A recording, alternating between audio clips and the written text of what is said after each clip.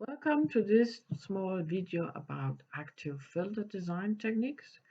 Here we will look at first order, second order and end order low pass filters.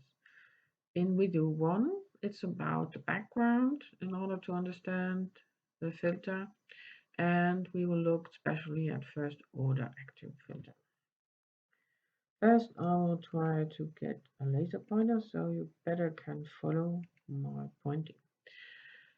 A small review on the ideal filters. We remember the low pass ideal filter, very sharp transfer function around f of h. Also for the high pass filters, none below fl is passed, but only up here. After fl we get a very good pass rate where V out is actually equal to V in. For the bandpass filter, we only get a small section of frequencies that are passed unattenuated. And for the band rejection filter, we are rejecting, actually meaning by rejection is that the amplitude of these frequencies between FL and FH are actually attenuated very much. Let's continue to the next slide. Just to review, how did we actually analyze circuits with phasors? We have here a two-port network with an input and an output and some components inside. When we use phasors, we are only analyzing the circuit from one frequency at a time. So in order to do that, we replace the component like 1 microhenry and 1 microfarad capacitor and 1 ohm resistor with their complex impedance. So the inductor would be replaced with j omega L, in this case 1 j omega 1 microhenry. And for the capacitor, similarly 1 over j omega 1 microfarad, or we can also write it with the phase shift on it instead. And the resistor is just its own value, it's pure ohmic.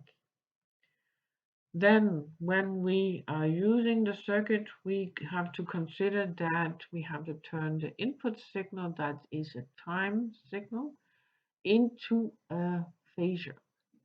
So when our input signal looks like this, it would in the phasor look like this one here, the amplitude is over here, and we take the phase shift and place here. Then the frequency is calculated. So from what's in front of the t here, we have to divide by 2p. The p is here, so we can actually just divide 6000 by 2, and then we have the frequency. Then we know the phasor, the input phasor of the circuit, and then we can use our standard operation from Ohm's law, Kirchhoff's law, superposition, and voltage divider, etc., either to find V out of the phasor or the transfer function. And in the case of the transfer function, we know that the transfer function is actually V out in frequency divided by V in frequency. So here for this small circuit, it's simply we take V1 over under V out, and then we have the transfer function. And we can recognize it's the voltage divider. Perhaps we're only interested in getting V out because we know the transfer function. And we have the V in as a phasor. Then when we take the V in phasor and times the transfer function, we get another phasor out that's representing perhaps this example here. V out of F is 5 and a phase shift of minus 80 degrees. How do we turn that into a time domain? Is that this 5s go in front of the cosinus, this phase shift goes here, and then we turn it into omega here. So we always have here 2pf in front of the t.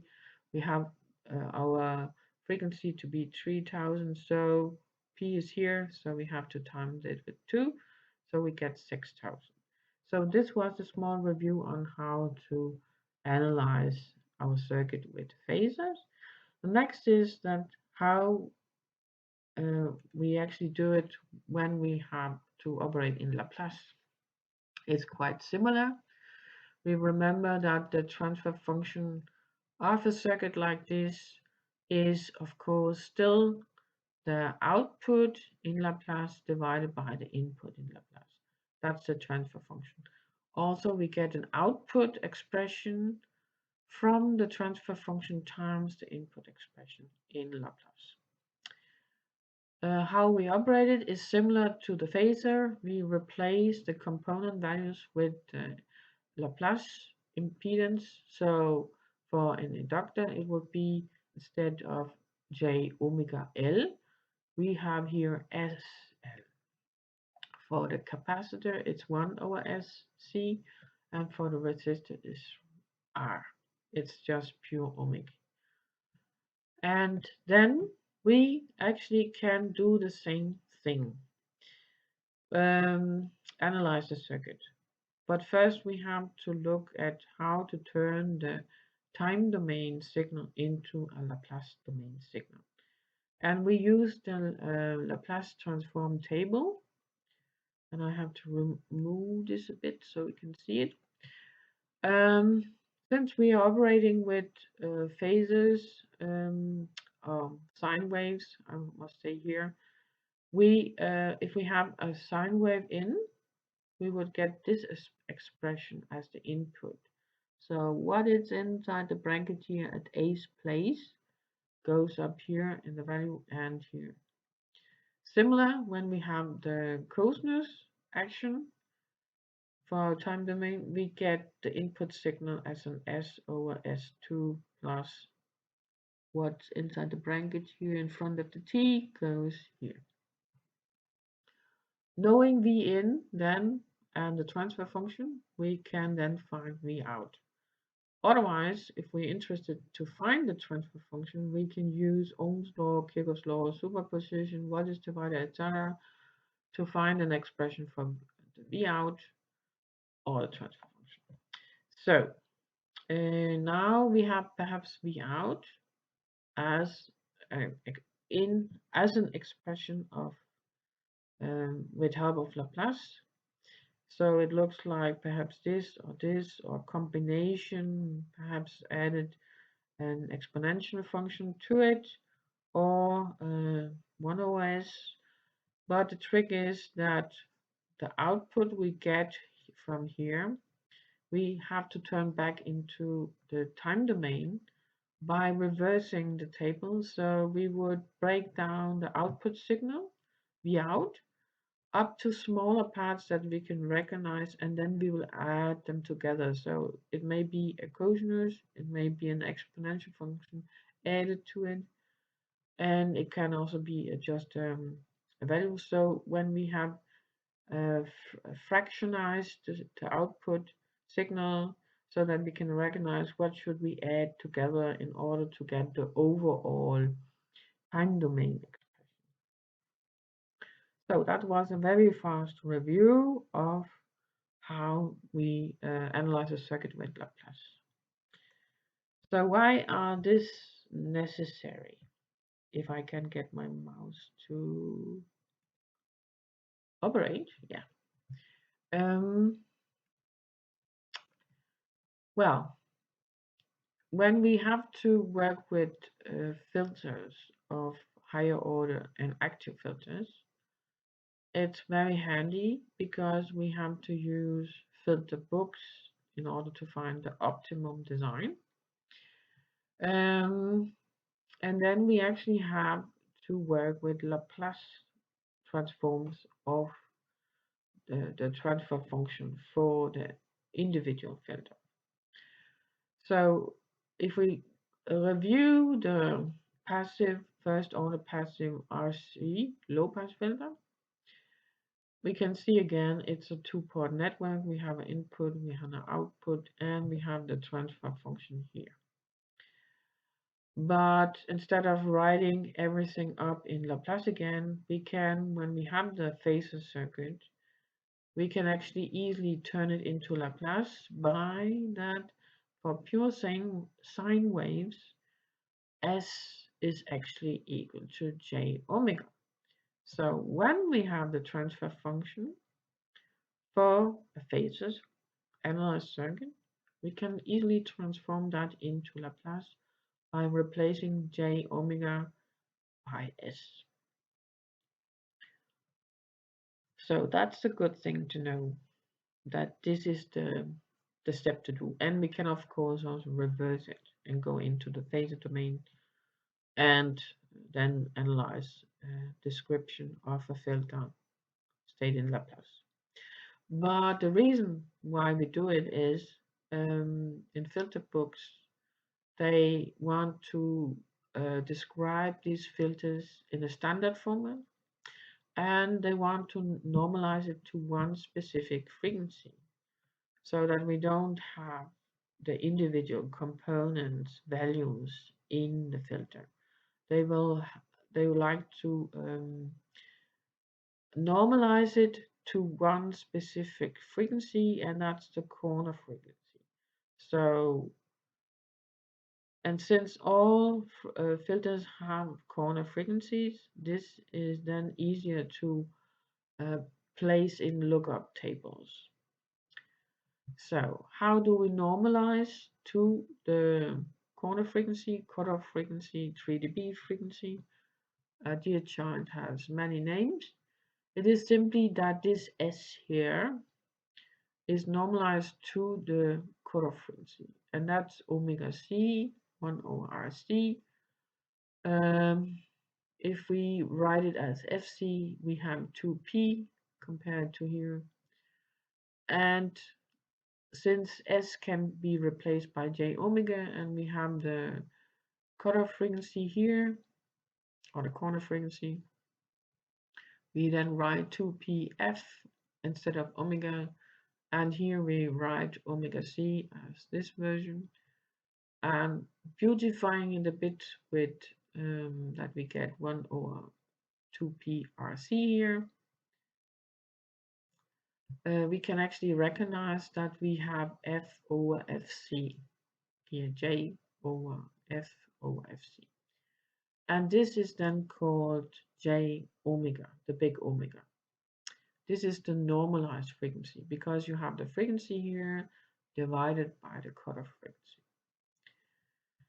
So when we have this set up here, we can replace the S with SRC, and then this normalized frequency for low pass filter would actually look like this, 1 over 1 plus S. Similar, the magnitude of the low pass filter would then look like 1 over square root 1 plus omega squared. And that's due to that this omega, remember, is this f over fc. So that also fits. And if omega, the big omega, is bigger than 1, much bigger than 1, in this case, then the frequency here, f, is bigger than the cutoff frequency. We have a roll-off of 20 dB per decade. And that fits with our general low pass for passive filters theory nicely. So now I'll try to see if I can get my mouse operating again. So when we look to transfer functions for higher order filters, so N filters, low pass stage, we look to this graph and we can see the first order low pass would look like here and has a sloping of minus 20 dB per decade. And if we go up on higher order, the fourth order, we actually can see that here it has 4 times the minus 20 dB per decade. So it actually slopes way more down. The ideal low-pass filter is actually have a very sharp corner and slope down with this minus 20 n times minus 20 dB per decade as well. But it's very sharp here. For the phase, you can see a first order low pass has this from 0 to minus 90 dB when we come over the normalized frequency. So for 10 times the normalized frequency, it's almost down on 90 dB. Sorry, 90 degrees. And the ideal low pass actually have now n times the 90. So since it's a fourth order, it is 4 times 90 down. So this will actually have at 10 times the cutoff frequency, the normalized frequency, it will have 360 degrees phase shift.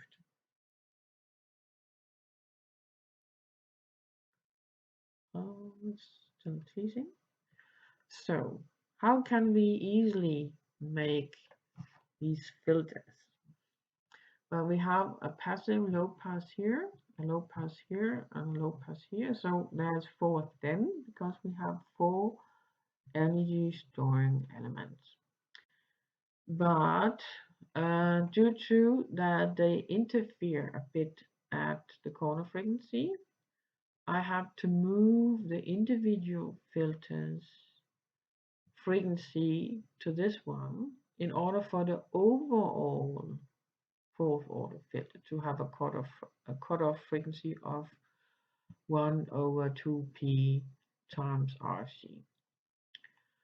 The buffers we have here are in order for that this filter here don't load this filter. Otherwise, if the buffer is removed, you can see that the series connection of the resistor and the capacitor is actually in parallel over this capacitor. So I would have a loaded circuit. And if I remove this one, I can see that this circuit here is actually in parallel over this capacitor that then are in a series connection with and in a parallel connection over this capacitor and so forth. So I would have a loaded circuit. So the buffers are used to actually use this very simple RC filter of passive type. Together with the buffer, it becomes a small active, simple active filter with a gain of 1 here. But we can use the ideal equation of the filter because they are not loaded by the circuit. And then remembering that we have to scale the individual corner frequency for each section based on this equation, then the overall filter will have a cutoff frequency of 1 over 2p RC. Yeah, the next slide. That's the end of the video, and I thank you for watching.